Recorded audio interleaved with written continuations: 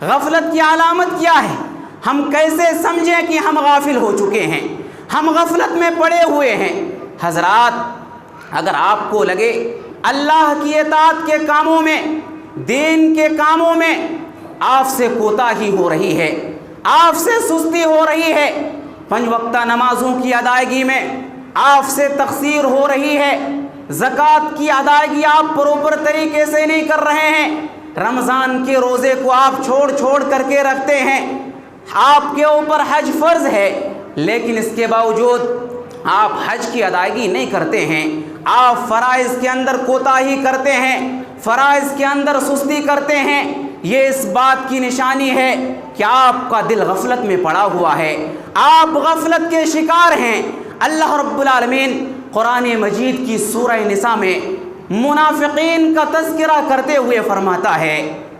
وَإِذَا قَامُوا إِلَى الصَّلَاةِ قَامُوا كُسَالَىٰ يُرَاءُونَ النَّاسَ وَلَا يَذْكُرُونَ اللَّهَ إِلَّا قَلِيلًا۔ یہ منافقین جب نماز کے لیے کھڑے ہوتے ہیں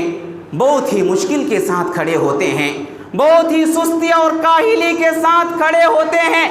یہ لوگوں کو دکھانے کے لیے نماز پڑھتے ہیں، یہ نماز کے اندر بہت ہی کم اللہ کو یاد کرتے ہیں۔ حضرات، اللہ کی عبادت کے کاموں میں، اللہ کی اطاعت کے کاموں میں اگر آپ کے اندر نشاط ہے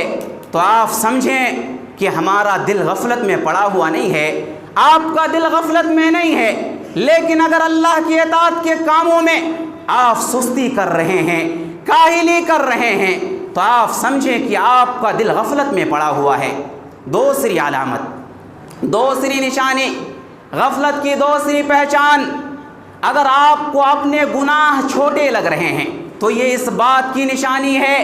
کہ آپ کا دل غفلت میں پڑا ہوا ہے، آپ غفلت کے شکار ہیں۔ حضرت عبداللہ بن مسعود رضی اللہ تعالیٰ عنہ فرماتے ہیں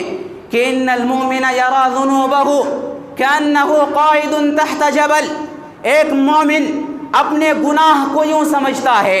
جیسے وہ کسی پہاڑ کے نیچے بیٹھا ہوا ہو اور وہ پہاڑ اس کے اوپر گرنے ہی والا ہو۔ مومن کی نگاہ میں اس کے گناہ اتنے خطرناک ہوتے ہیں۔ وَإِنَّ الْفَاجِرَ يَرَى ذُنُوبَهُ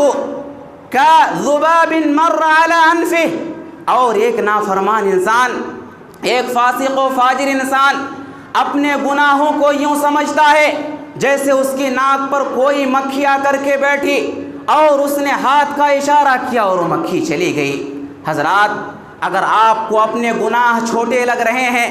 تو ایسی صورت میں یہ اس بات کی دلیل ہے کہ آپ کا دل غفلت میں پڑا ہوا ہے، آپ غفلت کے شکار ہیں۔ تیسری نشانی، تیسری علامت، گناہ کی محبت اگر آپ کے دل میں بسی ہوئی ہے،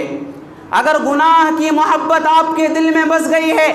گناہ آپ کو اچھے لگ رہے ہیں، تو یہ بھی اس بات کی دلیل ہے کہ آپ غفلت کے شکار ہیں، آپ کا دل غفلت میں پڑا ہوا ہے۔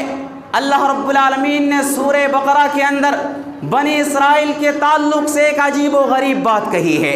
حضرت موسیٰ علیہ السلام کوہ طور پر گئے، 40 دن کے لیے گئے، 40 راتوں کے لیے گئے، اسی درمیان بنی اسرائیل نے اللہ کو چھوڑ کر کے بچڑے کو معبود بنا لیا۔ حضرت موسیٰ علیہ السلام لوٹے، بہت غصہ ہوئے، بہت ناراض ہوئے،